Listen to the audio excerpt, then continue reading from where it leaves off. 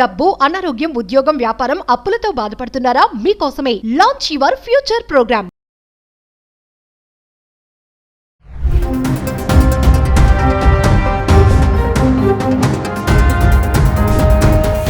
నమస్తే, welcome back to Suman TV. Present మనతో పాటు ఉన్నారు ఎడ్యుకేషనల్ కన్సల్టెంట్ దుర్గశ్రీ గారు. నమస్తే మ్యామ్. నమస్కారం అండి. మేడం, జడ్జ్మెంట్, పేరెంట్స్ జడ్జ్మెంట్ గురించి మాట్లాడుకుంటే, అంటే టీనేజర్స్ని తీసుకుందాం మనం ఇక్కడ.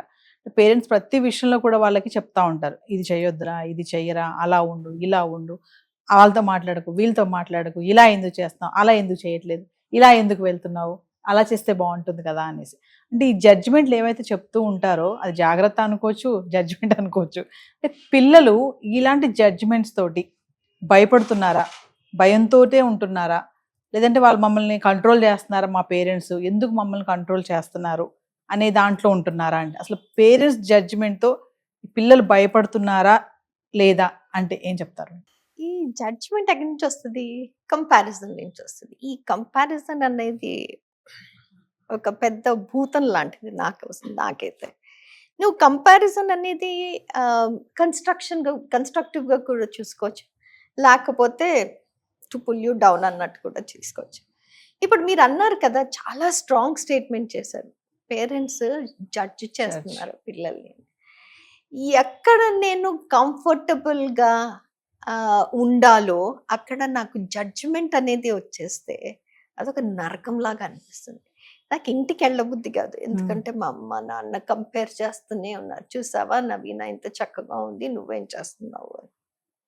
ఓకే, చూసావా నవీన చదువుకుంటుంది, నువ్వేం చేస్తున్నావు, చూసావా నవీన ఇచ్చిందంతా తింటుంది, నువ్వేం చేస్తున్నావు, చూసావా నవీన అన్నీ మేనేజ్ చేస్తుంది, తను క్లాసులకి వెళ్తుంది, అన్నీ చేస్తుంది, నువ్వేం చేస్తున్నావు. ఇలా కాన్స్టెంట్ కంపారిజన్లో నాకు ఏమవుతుంది, నాకు నవీన అంటే ఇష్టం లేదు. ఇంటికి వెళ్తే నవీన నవీన నవీన అనే వినపడుతుంది కాబట్టి నాకు ఇంటికి వెళ్ళాలని లేదు. సో ఈ కంపారిజన్ ఏంటి, ఇట్స్ హర్టింగ్ మీ. నాకు ఉండవలసిన సెల్ఫ్ రెస్పెక్ట్ పోతుంది, నాకు నా మీద ఉండవలసిన కాన్ఫిడెన్స్ పోయింది, నాకు నా మీద నాలో ఉండే కరేజ్ అంతాను చచ్చిపోతుంది కదా. ఇవన్నీ ఎందుకు అవుతున్నాయి? ఒక కాన్స్టెంట్ కంపారిజన్లో అవుతుంది. పోనీ ఒక్కటే పిల్లోడు ఇంట్లో ఉన్నారు, చూసావా పక్కింటోళ్ళు ఎట్లా ఉన్నారు, అబ్బాయి చూసావా ఎంత బాగా ప్రాక్టీస్ చేస్తున్నాడా, వినబడుతుందా మ్యూజిక్, వినబడుతుందా, ఆ పిల్లోడు చూడు రోజు ప్రాక్టీస్ చేస్తున్నాడు, నీకు అసలు వేస్ట్, నేను పంపించటమే వేస్ట్, నీకు ఏమీ రాదు. ఇలా అబ్యూసివ్గా ఉన్నప్పుడు ఎక్కడి నుంచి వస్తుందమ్మా కాన్ఫిడెన్స్ పిల్లలకి? ఇప్పుడు నాకు కాన్ఫిడెన్స్ పోయింది, నాకు నేను చెప్పుకుంటూ ఉంటాను, నువ్వేమీ చేయలేవు దుర్గా, బికాజ్ నీకేమీ రాదు, నువ్వు ఒక ఫెయిల్యూర్వి. ఈ సెల్ఫ్ టాక్లో అంతా నెగిటివ్ అయిపోయింది. ఎస్ సార్, మనం ఎప్పుడు మనతో మాట్లాడుకున్నప్పుడు మోటివేట్ చేసేటట్టు ఉండాలి, కానీ ఇలా నన్ను నేను కించపరుచుకోవటం అనేది క్రియేట్ చేసుకున్నా అంటే వర్స్ట్ థింగ్. అది ఎక్కడ మొదలైంది? ఇంట్లో నుంచే మొదలుదా, తల్లిదండ్రులే కాదు, ఇంట్లో ఉన్న పెద్దవాళ్ళు, చిన్నవాళ్ళు, చుట్టుపక్కల యూనో ఉన్నవాళ్ళు, ఆంటీలు అవ్వచ్చు, అంకుల్స్ అవ్వచ్చు, తాతలు అవ్వచ్చు, అమ్మమ్మలు అవ్వచ్చు, who ever it may be. ఒక్కసారి కంపారిజన్ వచ్చేసింది అనుకో ఆ బుర్రలోకి, ఇంకంతే. ఓకే, సో ఈ కంపారిజన్ అనే చోటు నుంచే జడ్జ్మెంట్ వస్తుంది. ఆ జడ్జ్మెంట్ ఎవరి మీద? నీ పిల్లల మీదే కదా, నువ్వు నేర్పించిందే కదా వాళ్ళు ఇమోట్ చేసేది, వాళ్ళు చూపించేది. నువ్వు ఎవరిని జడ్జ్ చేస్తున్నావు? నీ పిల్లల్నే నువ్వు జడ్జ్ చేస్తున్నావు. నువ్వు చేయలేవు అనే బదులు, okay this seems to be something different, కొంచెం ఎక్స్ప్లెయిన్ చేస్తావా? ఓకే, నువ్వు ఎక్స్ప్లెయిన్ చేసావు, నాకు అర్థం కాలేదు, నాకు ఇంకా అర్థం కాలేదమ్మా, a little bit more elaborate. Okay, నాకు ఇంకా అర్థం కాలేదు, పోన్లే నేను కూడా చదువుతాను, నేను నా రీసెర్చ్ చేసుకుంటాను, అప్పుడు నేను వచ్చి అడుగుతాను. ఓకే, అది ఎట్లా ఉంది? నువ్వేం చేయలేవురా బాబు, నేను నీకు డబ్బులు ఇవ్వను, నువ్వేదో స్టార్టప్ చేయాలనుకుంటున్నావు, నేను డబ్బులు ఇవ్వలేను అన్న దానికిను ముందు అన్న స్టేట్మెంట్స్కిను ఎంత డిఫరెన్స్ ఉంది. ఫస్ట్ సిచ్యువేషన్లో నాకు నువ్వు మోటివేట్ చేస్తున్నావు అంటే నాకు నేను ఎస్టాబ్లిష్ చేసుకోవాలి అన్న కాన్ఫిడెన్స్ నువ్వు నాకు ఇస్తున్నావు. రెండో సిచ్యువేషన్లో నువ్వేమీ చేయలేవు, నేను ఒక వేస్ట్ క్యాండిడేట్గా నువ్వు నన్ను క్రియేట్ చేయాలి, నేను ఎందుకు బతుకుతున్నానా అన్న సిచ్యువేషన్ నాకు తీసుకొస్తుంది. సో పిల్లలు ఎప్పుడు ఇర్రెస్పెక్టివ్ ఆఫ్ ది ఏజ్ అమ్మా, ఓకే, వాళ్ళు తప్పులు చేశారు అని మీకు అనిపిస్తే అది ఎట్లా ఫిక్స్ చేయాలని మీరు హెల్ప్ చేయండి. వాళ్ళకి గ్రాటిట్యూడ్, మా నాన్న మా అమ్మ ఎంత కష్టపడుతున్నారు, let them emote that by saying thank you so much for doing it. So వాళ్ళకి హెల్ప్ కావాలి అన్నప్పుడు వాళ్ళు అడగాలి అన్న సిచ్యువేషన్ మీరు ఎన్వైరన్మెంట్ క్రియేట్ చేయాలి. అదే మీకు హెల్ప్ కావాలి అన్నప్పుడు నేను హెల్ప్ చేసే స్టేజ్లో ఉండాలి. అంటే ఆ ఎన్వైరన్మెంట్ అట్లా క్రియేట్ చేస్తున్నా, ఒక కండ్యూసివ్ ఎన్వైరన్మెంట్గా క్రియేట్ చేస్తున్నా.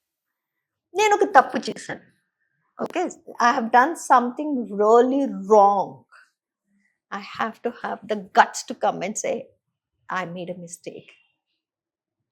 అదే మీరు తప్పు చేసినప్పుడు నేను మీకు చెప్పే సిచ్యువేషన్లో ఉండాలి. అంటే అమ్మా నువ్వు ఇది తప్పు చేస్తున్నావు and you have to stand for the right cause, yes right. అలాంటి ఎన్వైరన్మెంట్ ఉందా నాకు, అది పేరెంట్స్ రెస్పాన్సిబిలిటీ. జడ్జ్మెంట్ కాదు, నువ్వు ఇవన్నీ క్రియేట్ చేసిన తర్వాత జడ్జ్మెంట్ చేయి. నేను ఎక్కడో అటకాయించుకుపోయాను, నా ప్లాన్లో నా ప్రాజెక్ట్లో ఎక్కడో అటకాయించాను. నాకు ఆ ఎన్వైరన్మెంట్ మీరు క్రియేట్ చేశారనుకో, నేను వచ్చి అమ్మ ఇట్లా ఉంది, what do you think, are there any solutions for it, ఎప్పుడు అడగలను నేను? మీరు నాకు ఎన్వైరన్మెంట్ క్రియేట్ చేసినప్పుడే కదా. నాకు కాన్ఫిడెన్స్ లేదు, ఎందుకు? నేను కన్ఫ్యూజ్ అయిపోయాను, ఎందుకు? బికాస్ నాకు కన్ఫ్యూజన్ వచ్చినప్పుడు నేను క్వశ్చన్స్ అడిగే లోపలే మీరు నువ్వేం చేయలేదురా బాబు, అంతా ఫెయిల్ అయిపోయావు. సో నాకు కొన్ని క్వశ్చన్స్ ఉన్నాయి, I'm stuck somewhere, I'm confused about this. నేను క్వశ్చన్స్ అడిగే సిచ్యువేషన్ వచ్చినప్పుడు నువ్వు ఆ ఎన్వైరన్మెంట్ క్రియేట్ చేసావా? నేను ఎక్కడో పడిపోయాను, అంటే లిటరలీ పడిపోవటం కాదు, ఎక్కడో I went down. Are you there? నువ్వు చెప్పగలిగే సిచ్యువేషన్ ఉండాలి. లే, పడిపోయావు అయినంత మాత్రం ఏంటి, లే, you can succeed in it అనే ఎన్వైరన్మెంట్ క్రియేట్ చేసావా? లేకపోతే పడిపోయావు కదా ఇంతే. నాకు తెలుసు, ఎప్పటి నుంచో నేను చెప్తున్నాను, నువ్వు అదేంటి లేచి నడిచే స్థితిలో కూడా లేవు, పరిగెత్తటం అంటే ఎప్పుడు పరిగెత్తాలరా నువ్వు? ఇలాంటివి చిన్న చిన్నవి మనము ఏంటి క్రియేట్ చేస్తున్నాము. ఫస్ట్ జడ్జ్మెంట్ అనేది చాలా దూరం. ఫస్ట్ మనం ఎన్వైరన్మెంట్ క్రియేట్ చేసామా? ఆ ఎన్వైరన్మెంట్ క్రియేట్ చేసిన తర్వాత then you start to compare about the child, about what he did yesterday to today. అరే నిన్న బాగా చేసావు కదరా, ఇవాళ ఏమైందిరా? అమ్మ నిన్న అర్థమైంది, నీ వాళ్ళు అర్థం కాలేదు. ఇవాళ ఏం అర్థం కాలేదు చెప్పు, నేను హెల్ప్ చేయగలనేమో చెప్పు. మనం అడిగి దానికి అన్నీ వదిలేసి నేను ఫస్టే చెప్పాను ఇది వేస్ట్, నువ్వు ఎప్పుడూ చేయలేవు ఇవి, ఇవన్నీ ఎందుకు? Who are we to judge an other individual? మనం అన్నీ ప్రొవైడ్ చేసిన తర్వాత వాళ్ళు సక్సీడ్ అవ్వలేదు అంటే అప్పుడు ఎందుకు సక్సీడ్ అవ్వలేదు వెనక్కి వెళ్ళి చూడండి. అంతేగాని I just feel judging is the worst thing that we do to ourselves as well as our children. అంటే జడ్జ్మెంట్ అంటే కంపారిజన్ అంటున్నారు మీరు, మరి నేనేమో జడ్జ్మెంట్ అంటే అది జాగ్రత్త అంటాను మేడం. నేను మీరు జాగ్రత్త ఎప్పుడు చెప్తారు? మీకు కాన్ఫిడెన్స్ లేనప్పుడు. మీ కాన్ఫిడెన్స్ లేనప్పుడు నా మీద రుద్దినట్టే కదా అది. Okay, caution is different from just saying చిన్న నీకు నేను ఇవాళ 2 లక్షలు ఇస్తున్నాను, నువ్వు ఇన్వెస్ట్ చెయ్యి, కాకపోతే నేను ఇది నా ప్రావిడెంట్ ఫండ్ బ్రేక్ చేసిస్తున్నాను. అక్కడ అయిపోయింది కదా. అంటే కాషన్ అనేది చెప్తున్నా. కాకపోతే నేను 2 లక్షలు ఇచ్చాను, నాకు 2 లక్షలు నువ్వు 6 నెలల్లో పే చేసేయాలి. ఆ 6 నెలల్లో నువ్వు పే చేయలేదు అనుకో, నాకు వడ్డీతో సహా నువ్వు 2 సంవత్సరాల్లో పే చేసేయాలి. ఓకే, నువ్వు ఉద్యోగం చేస్తావో రిక్షా తొక్కుంటావో నీ ఇష్టం, బట్ నాకు ఇచ్చేయాలి. ఇవన్నీ ఏం మాట్లాడుతుంది? ఇట్లాంటివి ఎన్నో చూసాం మనం. నువ్వు కాషన్గా చెప్పచ్చు, కానీ అది చెప్పే విధానంలో ఉంటుంది. ఎదుటి మనిషికి రెస్పెక్ట్ ఇవ్వకుండా నువ్వు కాషన్ అని చెప్పేసి అది జడ్జిమెంట్ చేయొద్దు. మనకు ఆ ఎక్స్పీరియన్స్ లేదు, నేను ఎప్పుడు బిజినెస్ చేయలేదు, నాకు ఆ ఎక్స్పీరియన్స్ లేదు. నేను నా పిల్లలకి ఎలా చెప్పగలను? నాకు ఎక్స్పీరియన్స్ లేనప్పుడు బిజినెస్లో ఇదవుతుంది అదవుతుంది ఎట్లా చెప్పగలను కదా? నేను ఓన్లీ ఒకటే చెప్పగలను, చిన్న నేను డబ్బులు ఇవ్వగలను కానీ ఓన్లీ ఇంతే ఇవ్వగలను, బట్ నాకు డబ్బులు వాపస్ కావాలి. ఇల్లు కన్స్ట్రక్ట్ చేస్తున్నాను, నాకు డబ్బులు వాపస్ కావాలి. ఏంటనుకుంటున్నావు, ఎంత టైం పడుతుంది అనుకుంటున్నావు? ఇలాంటి డిస్కషన్స్ ఎస్, అడల్ట్స్ గురించి మాట్లాడుతున్నాం మనం, నాట్ జస్ట్ టీనేజర్స్. వీళ్ళందరూ స్టార్ట్అప్ చేసే కంపెనీ స్టార్ట్ చేసిన వాళ్ళందరూ 25-30 మధ్యలో ఉంటారు. వాళ్ళ దగ్గర డబ్బులు లేవు, ఎనర్జీ ఉంది, టైం ఉంది, వాళ్ళు చేయగలరు. మనము instead of being just judgemental, support them as much as you can. అది నేను అనేది. అంటే మేడం చాలా మంది టీనేజర్స్ ఇలాంటి జడ్జ్మెంట్ గోడల్లో ఇరుక్కుపోతున్నారని అనుకోవచ్చు అంటారా? ఎలా వాళ్ళు బయటికి రావాలి అంటే? ఫస్ట్ థింగ్, చాలా మంది ఇరుక్కుంటారు. చాలా మంది ఇరుక్కుంటేనే కదా మనము యాక్చువల్లీ డిస్కస్ చేస్తుంది, Yes. అందుకునే కదా. కొంతమంది ఉద్యోగం కోసం బయటికి వెళ్ళినప్పుడు నేర్చుకుంటారు జీవితం ఏంటి అని.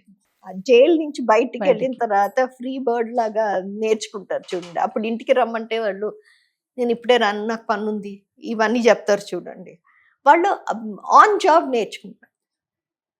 కొంతమంది ఇంట్లోనే ఉండిపోతారు, ఎస్పెషల్లీ ఆడపిల్లలు. నాకు అనిపించింది చాలా మంది ఆడపిల్లలు ఆ ఇంట్లోనే అట్లా ఉండిపోయి పెళ్ళయి అక్కడికి వెళ్ళిన తర్వాత మళ్ళీ అక్కడ ఇంకోలాంటి సిచ్యువేషన్ ఉంటుంది. ఆడపిల్లలైనా మగపిల్లలైనా వాళ్ళు తప్పులు చేస్తేనే కదా కొన్ని నేర్చుకునేది. Yes, if they fall they have to learn how to get up and run. So మనుషులు పడతారు, లేస్తారు, నడుస్తారా, పరిగెత్తుతారా అనేది ఇండివిజువల్స్ మీద ఉంటుంది. టీనేజర్స్ అన్నా పెద్ద అదేంటి యంగ్ అడల్ట్స్ అయినా ఎవరైనా సరే వాళ్ళకి వాళ్ళు వెన్ యూ సెల్ఫ్ టాక్, నీకు నువ్వు మోటివేట్ చేసుకునే సిచ్యువేషన్ నువ్వు తెచ్చుకోవాలి. అంటే నీ ఇన్నర్ హెల్త్ మంచిగా ఉండాలి. సో టీనేజర్స్గా జైల్లో ఉండిపోయాను అనుకునే బదులు నేను ఏం చేయగలను, నేను నాకు ప్రూవ్ చేసుకోగలను. ఎలా? There are certain things. నీకు కోపం అనేది వచ్చేస్తుంది, ఎందుకంటే పేరెంట్స్కి నువ్వు చెప్పలేవు. ఓకే, హార్ట్ హూట్ అని అరలేవు. నాన్న అరిచిగలడు, అమ్మ అరిచిగలదు, కొట్టనన్నా కొట్టేస్తారు. నువ్వు చేయలేవు. నీ అగ్రెషన్ చూపిస్తే ఇదేంటి ఇట్లా అయిపోయారు పిల్లలు, మీకోసమే కదా కష్టపడుతున్నాము, ఇది అది అని పెద్ద ఇది వస్తుంది. ఇలాంటి సిచ్యువేషన్ ఎందుకు క్రియేట్ చేసాం? మనమే క్రియేట్ చేసాం. ఒకటి, వాళ్ళ రిలేషన్షిప్ నీడ్స్ అనేది మనం అడ్రస్ చేయట్లేదు. వాళ్ళ ఎస్టీమ్ నీడ్స్ అనేది మనం అడ్జస్ట్ చేయాలి. ఎస్టీమ్ నీడ్స్ అంటే ఏంటి? ఐ డిమాండ్ సమ్ రెస్పెక్ట్ అంటలేదు. I want to be respected, I want to be acknowledged. Okay, ఒక మంచి పని నేను చేశాను అంటే నన్ను ఎక్నాలెడ్జ్ చేయండి. చిన్న చిన్నవే కదా, అది కూడా మనం ఇవ్వలేకపోతే వాళ్ళకి అగ్రెషన్ వచ్చేస్తుంది. మనం బేసిక్గా తిండి తినలేదు అంటే కోపం వచ్చేస్తుంది, నీళ్లు తక్కువైతే కోపం వచ్చేస్తుంది. అవొకటి ఉంటే ఈ రిలేషన్షిప్స్లో ఒకటి వస్తుంది. ఎస్టీమ్ అనేది చాలా it hits teenagers to a large extent. ఆ ఏజ్లో నాకు అన్నీ తెలుసు అన్న వాళ్ళ యాటిట్యూడ్కి వాళ్ళకి ఏమీ తెలియదు అని పేరెంట్స్ అనుకున్న యాటిట్యూడ్కి చాలా డిఫరెన్స్ ఉంది. So first thing, esteem needs అనేది వాళ్ళకి సాటిస్ఫై అయితే అగ్రెషన్ అనేది తగ్గుతుంది. ఎస్టీమ్ నీడ్స్ అనేవి simple thing, respect, trust, confidence, motivation, ఇవన్నీ మనము ఇవ్వగలిగినప్పుడు then they settle down. So finally madam, అంటే ఇలాంటి జడ్జ్మెంట్స్ ఇవ్వడం వల్లే కొంతమంది పిల్లలు వాళ్ళ ముందు ఒకలాగా వాళ్ళ వెనకాల ఒకలాగా ఉంటున్నారు అంటే ఏం చెప్తారు ఫైనల్గా? అది ఎందుకు వచ్చేస్తున్నారు పిల్లలు? ఆ సిచ్యువేషన్ నుంచి పారిపోవటానికే కదా బేసిక్గా. ఇప్పుడు కూర్చుని మళ్ళీ క్లాస్ తీసి పీక్కుంటారా బాబు, ఎందుకో తల ఆడించేసి వెళ్ళిపోదాము, మళ్ళీ వాళ్ళు ఇటు నుంచి వస్తే మనం అటు నుంచి పారిపోవచ్చు అన్నట్టు కదా. మనం అలాంటి సిచ్యువేషన్ క్రియేట్ చేసాము అంటే బేసిక్గా మన తప్పే. ఎందుకు? మనము వాళ్ళు చెప్పింది వినిపించుకోకుండా మనమే చెప్పేసుకుంటూ పోతే అది గోడలకి చెట్లకి చెప్పినట్టే ఉంటది కానీ వాళ్ళకి ఒక్క మొక్క కూడా ఎక్కదు, తలాడించేస్తారు, వెళ్ళిపోతారు. మీరు ఎప్పుడైనా సరే పిల్లలు మీరు ఇంటికి వచ్చినప్పుడు వాళ్ళ రూమ్ లోకి వెళ్ళిపోయారు, లేకపోతే హోంవర్క్ ఉందని వెళ్ళిపోయారు, లేకపోతే మా టీచర్ రమ్మని చెప్పింది, మా ఫ్రెండ్ దగ్గరికి వెళ్ళి చదువుకోవాలి, ఇట్లా ప్రతిసారి సాకు చెప్పారు అంటే మీకే తెలిసిపోతుంది they have no respect for you అనేది. ఎస్. సో పిల్లలు చేస్తారమ్మా, మనం కూడా చేసాం, ఇలా వస్తే అలా వెళ్ళిపోవటం మనం కూడా చేసాం. కాకపోతే ఇప్పుడు పేరెంట్స్ గా అయిన తర్వాత మన పరిస్థితి వాళ్ళు ఎందుకు అలా చేశారు యాక్సెప్ట్ చేయలేకపోతున్నాం. సో మనము ఒక్కసారి, నేను ఎప్పుడు అంటాను, నా మంత్రం ఏంటంటే take a step back to think what you're doing. So I'm sure you will find your solutions. Thank you ma'am. Thank you.